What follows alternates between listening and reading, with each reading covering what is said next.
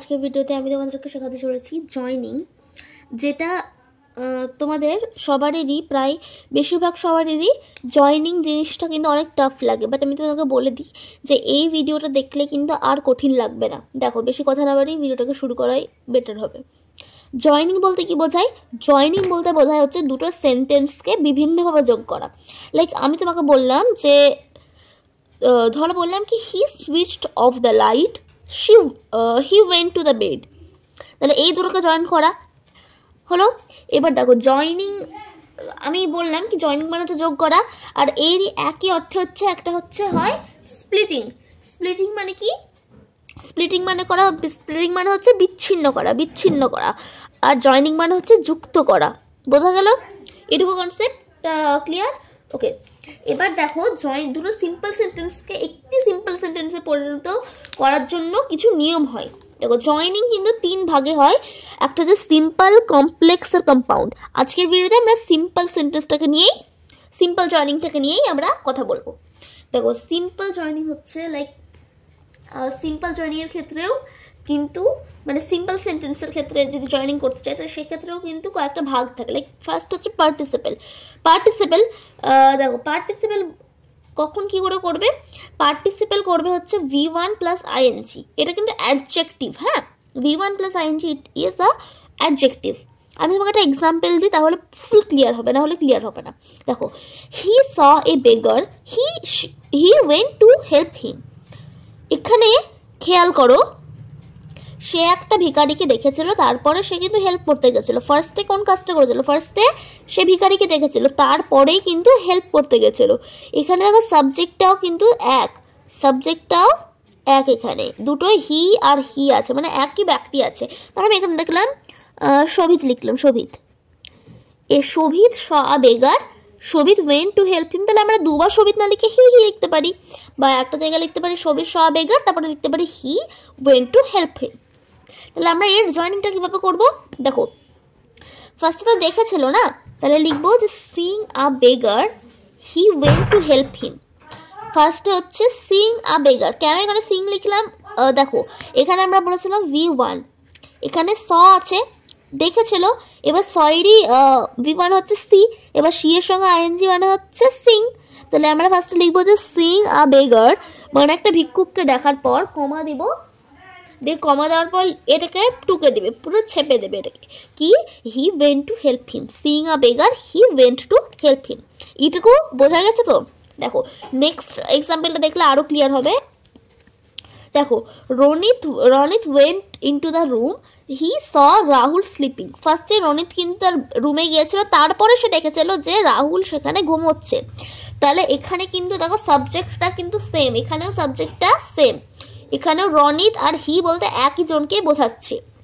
তাহলে ফার্স্টে আমি এখানে যেমনভাবে করলাম কি সয়েরটা আমরা সিতে নিয়ে গেলাম, মানে সিটা হচ্ছে সি স এরকম তো, সি স সি এরকম। তাহলে ফার্স্টে হচ্ছে সি হয়, তারপরে স হয়, এভাবে হয়। আর এখানেও তাই গো হয়, ওয়েন্ট হয়, তারপরে গন হয়। তাহলে ফার্স্টে হচ্ছে গোটা হচ্ছে V1, তারপরে গো এর সঙ্গে যদি আইএনজি লাগাই তাহলে হবে হচ্ছে গোয়িং। তাহলে আমরা লিখবো যে going into the room, Ronit saw Rahul sleeping. এখানে কিন্তু হি লিখবো না, কারণ আমরা এখানে একটা নাম পেয়েই যাচ্ছি, তাহলে নামটাকেই লিখে দেবো, কারণ আমরা হি লিখতে পারবো, ফালতু কনফিউশন হবে। ঠিক আছে, যেগুলো থাকবে না মানে এরকম টাইপসের থাকলে হি লিখবে, আর যদি কোনো নাম দেওয়া থাকে তাহলে কিন্তু অবশ্যই নামটা দেবে। তারপরে এখানে সেম টুকে দিয়েছি পুরো আমি। আর একটা দেখো, এটা কিন্তু একটু ব্যতিক্রম আছে, তা বলে ঘাবড়ে যাবে না। দেখো, one should not lie under a oath, it is a crime. দেখো, ফার্স্ট এখানে লাই আছে, তাহলে লাইটা করলাম আমরা লাইং আন্ডার আ ওথ, একই লিখে দিলাম, lying under a oath is a crime. It is a crime লিখলাম না, ইজ আ ক্রাইম। এটা কিন্তু ব্যতিক্রম, জাস্ট এটাই ব্যতিক্রম, এরকম টাইপসে ব্যতিক্রম তোমাদের মানে আসার সেরকম সম্ভাবনা নেই। তারপরে একটা তোমরা নিজে করবে। দেখো, she switched off the light, she went to bed. এখানে দেখো কী হবে, সুইচড বলেছি আমি, এখানে সুইচড, এটা কিন্তু কিসের ফার্স্ট ফর্ম, মানে V2, এটা হচ্ছে সুইচের। তাহলে আমরা লিখতে পারি এখানে কি লিখতে পারি যে সুইচিং, একই লিখে দেব, সুইচিং অফ দ্য লাইট, আচ্ছা একটা কমা চিহ্ন দেবে, যে তারপরে লিখবে যে শি ওয়েন্ট টু বেড। আচ্ছা, বোঝা গেল? দেখো কি করলাম, কিছুই করলাম না, লিখলাম যে সুইচিং অফ দ্য লাইট। ফার্স্টে কিন্তু সে সুইচ অফ করেছিল লাইটটা, তারপরে বেড়ে গেছিলো। এখানেও দেখো আমরা সাবজেক্টটাকে সেমই পেলাম, এখানেও সবগুলোতে সাবজেক্টগুলোতে সেমই দেখতে পেলাম, সব সাবজেক্ট সেম, এখানেও তাই, শুধু এটা একটু ব্যতিক্রম ছিল তাই। দেখো switching off the light she went to bed, বোঝা গেল? একই টুকে দিলাম। তারপরেরটা হচ্ছে নিজে করে আমায় কমেন্টে পাঠাবে, she fell sick she took a days rest. এটা নিজে করবে, তো আমাকে অবশ্যই পাঠিয়ে দেবে। তারপরটা একটু কঠিন মনে হতে পারে, কিন্তু এটা আসলে কঠিন না। C was puzzled she said nothing. এখানে এটা তোমাদের মনে হতে পারে যে এটা কি করে করবো, আমরা তো পারবোই না এটা করতে। এটা কিছুই না, জাস্ট দেখো ফার্স্ট অ্যান্সারটাকে ঢেকে দিই, দাঁড়াও অ্যান্সারটাকে ঢেকে দিই, নাহলে তোমরা অ্যান্সারের দিকে চোখ দেবে সব কিছুটা। আমি আবার বলছি, হ্যাঁ, C was puzzled she said nothing. দেখো এখানে তো আমরা এরকম লিখতে পারি না, আগের গুলোতে যেভাবে লিখেছিলাম যে দেখো সুইচ ছিল, আমরা সুইচিং লিখেছিলাম, তাহলে হয়তো ওয়াজিং লিখতে পারি না, বা পাজলিং লিখতে পারি না, বা নাথিং লিখতে পারি না, সেডিং লিখতে পারি না, এগুলো কিছুই লিখতে পারি না। তাহলে লিখবোটা কি? দেখো ওয়াজ, এটা কি একটা বি ভার্ভ কেমন types of was, were, am, is, are, এগুলো হচ্ছে বি ভার্ভ।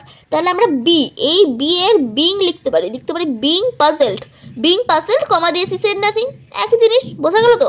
তারপরটা the child was so small it can not speak, এটা সেম ওই একই এক্সাম্পল দিয়ে করলাম। ওয়াজ আছে তার মানে বি ভার্ব, এটা তাই জন্য লিখলাম যে being so small the child can not speak. এখানেও আমি আগেরটা যেমন বলেছিলাম রনিতের জায়গাটায় কি তোমরা হি লিখবে না, রনিত নাম দেওয়া থাকলে নামই লিখবে। এখানেও তাই, চাইল্ড দেওয়া আছে তাহলে চাইল্ড লিখবো, কেন ইট লিখতে পারবো? চাইল্ড ক্যান নট স্পিক, বোঝা গেল? দেখো এইটুকু কনসেপ্ট কি তোমাদের ক্লিয়ার হয়েছে? যদি হয়ে থাকে তাহলে নেক্সট কনসেপ্টে আমি যাচ্ছি, আর ডাউট থাকলে অবশ্যই আমায় কমেন্টে জানিয়ে দেবে।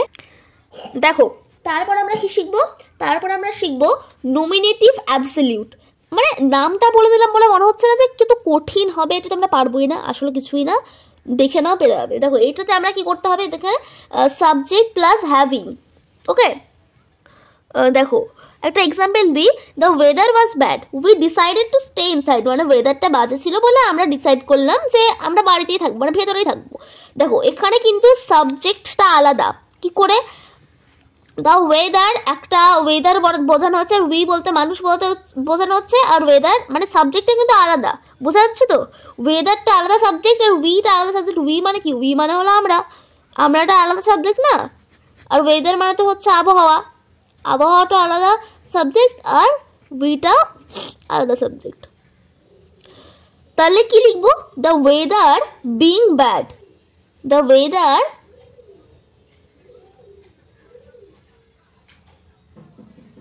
এখানে কি করলাম? আচ্ছা দেখো এখানে ওয়াজ আছে বলে আমরা কিন্তু এখানে বিং করব, কারণ আমরা আগেরটাই দেখলাম যে এটা হচ্ছে একটা বি ভার্ব, এই জন্য আমরা করলাম যে the weather being bad we decided to stay inside, বোঝা গেল? আচ্ছা তারপরটা দেখো, our car developed an engine problem we stopped on the road side. Our car, এখানে আমরা হ্যাভিং এর ইউজ করবো, কিন্তু ওয়াজের জায়গাটায় বা ওয়াজ এরকম টাইপসের থাকলে কিন্তু অবশ্যই বিং করবে, বিং, ঠিক আছে?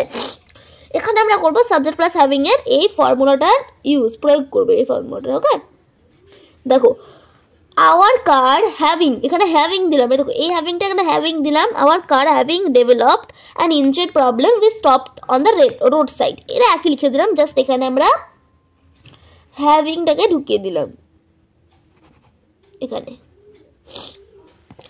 তারপরটা দেখো যে সান অ্যারোজ দ্য ফগ ডিসপেসড, মানে সূর্যটা ওঠার পর কিন্তু ফগটা মানে কুয়াশাটা উধাও হয়ে গেলো বা সরে গেল। দ্য সান হ্যাভিং অ্যারাইজ, এখানে রোজ আছে তাহলে আমরা এখানে অ্যারাইজ করব, এটা হচ্ছে আমাদের ফার্স্ট ফর্ম V1, এই জন্য। আর হ্যাভিং কেন করলাম আমি বলেছি সাবজেক্ট প্লাস হ্যাভিং করতে হয়, তো এই জন্য করলাম যে having. The sun having arise the fog dispersed, এটা কমা দিয়ে লিখে দিলে হবে। এবার আমরা করবো হচ্ছে ইনফিনিটিভ দিয়ে এইটাকে শিখবো, ইনফিনিটিভ দিয়ে আজকে শিখবো। দেখো অতি সহজভাবে শেখানোর চেষ্টা করছি, শিখতে পারলে আমার খুব ভালো লাগবে, আর তোমাদের আশা করছি শিখতে অসুবিধা হচ্ছে না।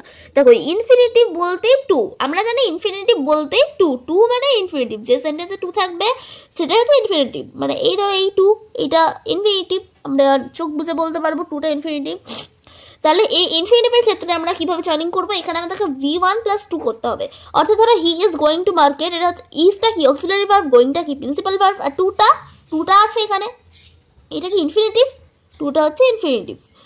একটা এক্সাম্পল দিই, I have no pen, I can not write the answer.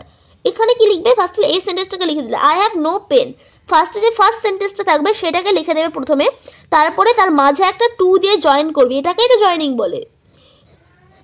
তারপর টু দিয়ে জয়েন করবে, লিখবে I have no pen to write the answer, can নটটাকে বাদ দিলে, এটাকে বাদ হয়ে গেলো এর ক্যান নটটা, তারপরে রাইট দ্য অ্যান্সারটা লিখলে, আর আই হ্যাভ নো পেন, তারপরে টু রাইট দ্য অ্যান্সার, আমার পেন নাই অ্যান্সার লেখার জন্য। তারপরটা he went to Agra, he wanted to see the Taj Mahal, he went to Agra to see the Taj Mahal, তাহলে এখানে আমরা হি ওয়ান্টেডটাকে বাদ দিলাম, বোঝা গেল?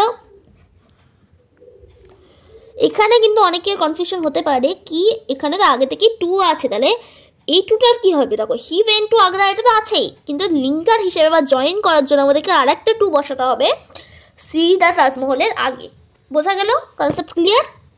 তারপরে she is very busy, she can not take care of her health, যদি ভেরি বা সো থাকে তাহলে এখানে টু হবে, আমি এখানে লিখে দিয়েছি। তোমাদের ক্ষেত্রে অনেকে যারা নোটস বানাও তাদের ক্ষেত্রে সুবিধা হয় বলে আমি কিন্তু খাতায় লিখে করাচ্ছি, আমরা বোর্ডে বোঝাতাম। দেখো ভেরি থাকে বা সো থাকে, তাহলে আমরা এখানে টু এর প্রয়োগ করব। মানে কি দেখো, হি ইজ টু বিজি, মানে এই ভেরি ছিল ভেরি বিজি জায়গায় টু বিজি, এই to take care of our health. বোঝা গেল? I have a large family, I must maintain it, এটা নিজে করে দেখো, I have a large family to maintain it, খুব সহজ না? দেখো সহজ লাগছে তো। তারপরটা হচ্ছে he has a son, he has to teach him, মানে তার একটা ছেলে আছে আর তাকে পড়াতে হবে তার ছেলেকে। তাহলে আমরা কি করতে পারি, ফার্স্টে চোখ বন্ধ করে লিখে দেবে হি has a Son two teach হিম, এখানে টুটা অ্যাজ এ জয়েন করার জন্য আমরা বসিয়েছি। তারপরটা হি ইজ ভেরি ফ্যাট, এখানে ভেরি বা সো থাকলে বললাম টু বসিয়ে দেবে, তাহলে কি লিখলে যে he is too fat to run, মানে সে অত্যাধিক মোটা দৌড়ানোর পক্ষে। বোঝা গেল? কনসেপ্ট ক্লিয়ার এ পর্যন্ত?